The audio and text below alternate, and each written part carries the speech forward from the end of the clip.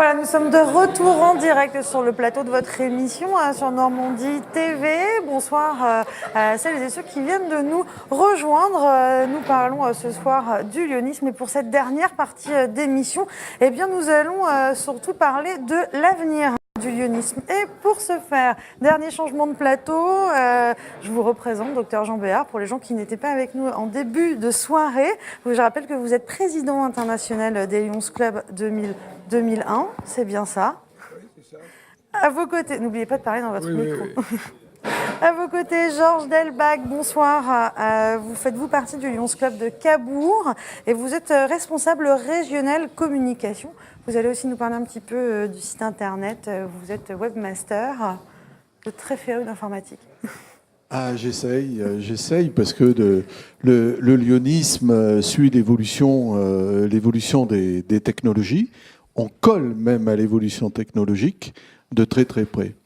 Mais il y a une chose pour parler d'avenir qui me semble fondamentale. Tout d'abord, j'ai à ma gauche un président international qui déjà marque l'avenir. Il y a une chose qu'il faut relever quand vous dites qu'il a été président international 2000-2001. C'est le 21e siècle qu'il a ouvert. Est-ce que ce n'est pas l'avenir ? Autre chose également, le lyonisme trouve sa jeunesse déjà dans son fonctionnement. Et dans son fonctionnement, il y a une chose fondamentale. Chez nous, il n'y a pas de carrière. Chez nous, nous occupons des fonctions. Et toute fonction a une durée de vie très courte, un peu comme une fleur. 1 an. En dehors de fonctions techniques. Saint-Gérard-Basel-Bis, non ? Donc, j'en suis qu'aux présentations. Oui, mais ça fait rien, parce que ça me semble être fondamental. C'est un bouillon d'idées. La jeunesse, elle est là. Eh bien, écoutez, on va en parler en tout cas. Et puis moi, je suis ravie d'accueillir une femme. La mixité est enfin présente sur le plateau. Véronique Mérimée, bonsoir. Bonsoir. Vous êtes une jeune lion, femme. Vous venez de vous engager dans le lyonisme à l'occasion, pour nous, de comprendre un peu pourquoi est-ce qu'on s'engage dans cette association. J'en parlerai plus longuement tout à l'heure. Oui. Tout à fait. Sur ma gauche, Hugues Emono. Je rappelle que vous êtes gouverneur 2010-2011, toujours pour les gens qui viendraient de nous rejoindre. Et vous allez également nous parler tout de même de l'avenir. Tout à fait. À vos côtés, Jean-Yves Courtois. Je rappelle que vous êtes chef d'entreprise publicitaire, ancien président national des Léo Club. Et vous êtes notamment correspondant Téléthon. On va en parler également. Et enfin, Daniel Horn, bonsoir.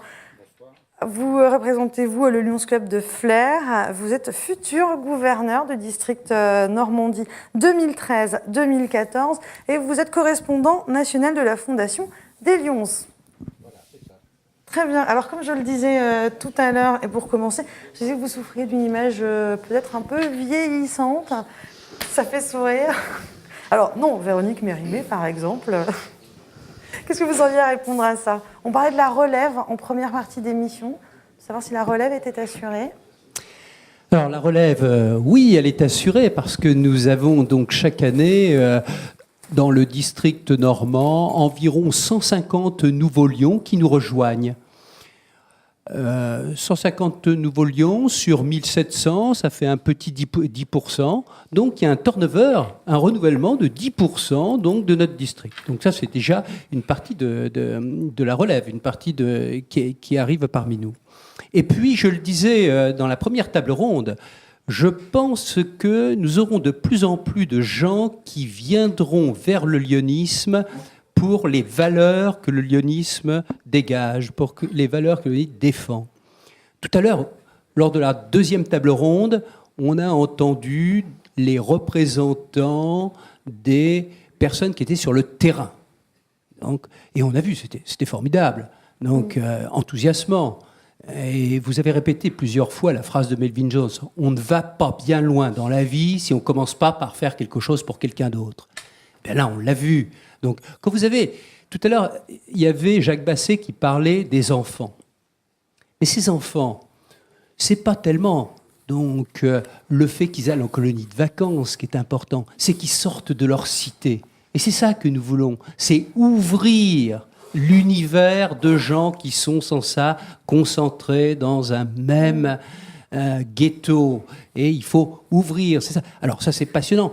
On a entendu notre ami Battel, qui nous parlait des lunettes, la collecte des lunettes. Vous avez entendu? C'est quand même enthousiasmant de participer à un mouvement qui va faire en sorte que des petits-enfants de 14-15 ans qui travaillent dans les mines de sel du Pérou ne soient pas aveugles. Car en effet, ces jeunes sans lunettes, donc, se mettent à travailler. 2 ans après, ils sont aveugles. Si on met une boîte avec des lunettes collectées par médicaux, eh bien, ils iront travailler, ils prendront la paire de lunettes, la mettront sur leur nez, iront travailler et ils éviteront d'être aveugles. Moi, je trouve ça enthousiasmant. Je suis content de participer à un mouvement qui fait au moins ces choses concrètes. En tout cas, alors, l'avenir, j'y hein. crois. Pardon ? En tout cas, des chiffres impressionnants. Il était bon de rappeler l'importance de ces actions, puisque quand on voit les fonds collectés, c'était quand même des sommes conséquentes qui ont été annoncées précédemment. Si vous parlez chiffres, vous savez, il y a une dizaine d'années, le monde diplomatique a publié un atlas. Vous savez, il publie un atlas de temps en temps, étudiant les actions des grandes organisations non gouvernementales humanitaires. Ils n'ont pas parlé des clubs-services, parce que les clubs-services, c'était une conception un peu particulière qui a été difficile à absorber par la société française, qui était un peu, si vous voulez, trop centraliste. Finalement, ils ont conclu que l'association qui faisait le plus en chiffre d'argent d'actions humanitaires, c'était la Croix-Rouge internationale, qui dépensait entre 4 et 500 millions de dollars par an. Ça paraît beaucoup. Si on fait l'addition des actions des 45 000 Lions Club qu'il y a actuellement, aujourd'hui, dans le monde, nous sommes capables de le faire parce que nous avons un rapport annuel d'activité qu'on peut traiter par l'informatique avec un programme adapté. Eh bien, ce total est porté entre 800 et 900 millions de dollars par an. C'est-à-dire une somme considérable. Bien sûr, c'est effrité entre 42 ou 45 000 clubs et chacun fait peut-être pas des actions d'une envergure extraordinaire, mais groupés tous ensemble, ça représente un énorme investissement. En tout cas, vous œuvrez tous dans le même but. Absolument. C'est ce qui est à retenir.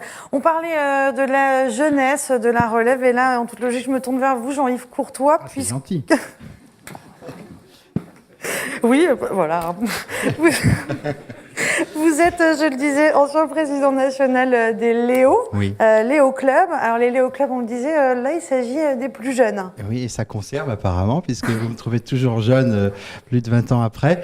C'est vrai, le Léo est un piédestal pour la jeunesse qui veut comprendre toutes les actions du lyonisme, et ça permet à ces jeunes de travailler avec nous, de venir avec nous découvrir toutes ces actions dont nous avons parlé tout à l'heure. Alors quand vous dites les jeunes, c'est en termes d'âge ? De 18 à 30 ans pratiquement. Bon, ce qui veut dire qu'on peut être Léo de 18 à 30 ans, mais on peut être aussi Lion à partir de 18 ans. Et ça dépend un petit peu de son état d'esprit, de sa disponibilité, puisqu'on sait que quand on est dans le monde étudiant, on est amené souvent à bouger beaucoup d'une ville à l'autre. Mais c'est aussi l'avantage du lyonisme, c'est que nous avons des clubs répartis sur tout le territoire, et même un jeune étudiant qui quitterait Caen pour aller à Toulouse pourrait très bien passer d'un club Léo à un autre sans difficulté. Ça veut dire qu'aujourd'hui, les Léo Club sont aussi nombreux que les Lions Club ? Non, moins nombreux, mais ils sont répartis sur tout le territoire de manière harmonieuse, plus souvent dans les grandes villes universitaires, mais pas forcément, comme je le disais tout à l'heure. Alors, est-ce que c'est pour ça, aujourd'hui, les outils de communication sont très actuels ? Je me tourne vers vous, Georges Delbach. Je sais que vous utilisez Facebook ou encore Twitter. Ah non, pas Facebook, ah bon non. Alors, à Twitter, je dirais entre amis, nous l'utilisons, mais nous utilisons surtout Twitter, n'est-ce pas, hein ? Par exemple, l'émission que nous sommes en train de réaliser, j'ai diffusé l'information sur Twitter. Je sais que l'information a circulé dans les 10 minutes qui ont suivi. L'information était même aux États-Unis. et elle circulait même aux États-Unis. Donc on a une puissance de communication avec ces nouvelles technologies qu'il est difficile de croire, parce que c'est un envol qui est pris tous les ans avec ces nouvelles technologies, et c'est extraordinaire. Alors, mon rôle, quand je dis je suis un peu possessif, mais c'est vrai que ça se centralise un peu, et de faire connaître justement toutes ces actions que nous réalisons. Et je travaille essentiellement pour mettre en lumière les clubs de Normandie. Et les clubs de Normandie, je les expose à la vue du monde entier.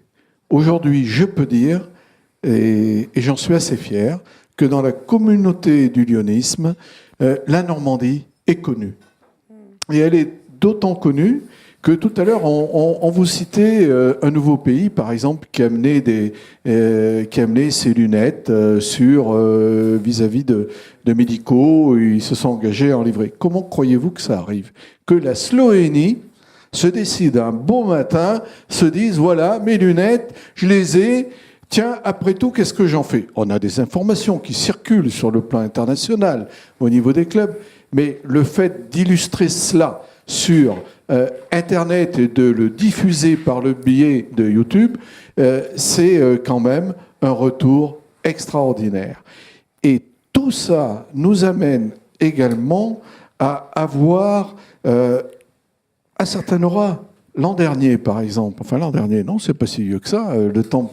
Finalement, on dit qu'on est vieux. Je crois que c'est le président Kennedy qui nous disait « Il ne faut pas ajouter des années à sa vie, mais de la vie à ses années. » Et ça, c'est, je crois, une bonne formule pour nous tous, les lions. Et nous sommes jeunes. Non lions quand même, peut-être, j'espère. Oui. Jean Béard, je vous vois acquiescer en tout cas sur la rapidité de la communication aujourd'hui. C'est quelque chose d'important. Oh non, je ne suis pas inquiet du tout. Non, acquiescer, excusez-moi. J'acquiesce, excusez-moi, j'avais mal compris. J'acquiesce totalement. Vous savez, il y a 20 ans, le monde était divisé en deux moitiés. Ceux qui avaient un fax et ceux qui n'avaient pas de fax. Aujourd'hui, on n'utilise plus le fax parce que c'est largement dépassé. Et on est à la veille d'une explosion extraordinaire où on communiquera avec son smartphone, avec son ordinateur, son smartphone, avec les amis, et peut-être il y aura encore d'autres moyens que nous ne connaissons pas encore et qui seront encore plus efficaces et productifs. J'ai parfaitement confiance dans l'avenir du lyonisme sur ce point-là. Ah bah déjà, je sens que vous maîtrisez quand même le smartphone et tout. Alors, je profite, Véronique Mérimée, vous êtes avec nous autour de la table, et vous êtes une jeune lyoniste. J'aimerais comprendre, moi, si vous pouvez nous expliquer rapidement le parcours et pourquoi vous êtes... Je vais essayer d'être rapide. J'ai été sollicitée en début d'année 2010 pour pouvoir intégrer le lyonisme. Comme tout le monde, j'avais également des représentations sur le lyonisme, donc j'ai attendu qu'on me l'explique longuement. J'appartiens aussi au corps de la santé, donc c'est vrai que le lyonisme m'a aussi réuni par rapport à mes valeurs professionnelles, parce que quand j'ai entendu parler de cancer, ce que je connaissais bien évidemment, mais l'étude libre contre le cancer, je les voyais dans la rue d'Évreux, je les achetais, mais je ne savais pas le sens que ça avait derrière. Donc, quand on a commencé à m'expliquer le sens aux choses, je m'y suis complètement retrouvée au niveau des valeurs humanistes, je m'y retrouve aussi complètement au niveau du lyonisme.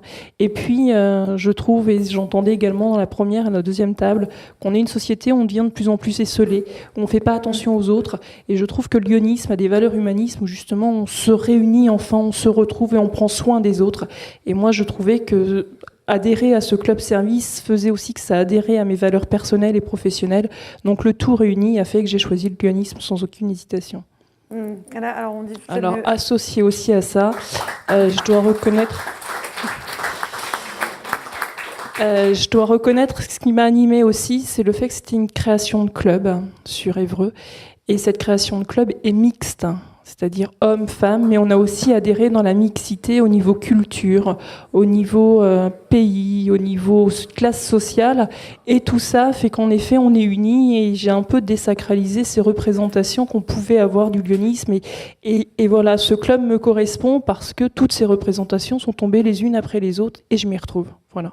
Et n'hésitez pas à y adhérer, j'ai envie de dire, moi c'est le message que je ferai passer, n'hésitez pas à adhérer au lyonisme. Contrairement aux idées reçues, il n'y a plus que des personnes vieillissantes, comme vous avez tendance à le redire. Ça n'est pas que des hommes, ça n'est pas que des classes sociales spécifiques, c'est ouvert à tous, c'est clair.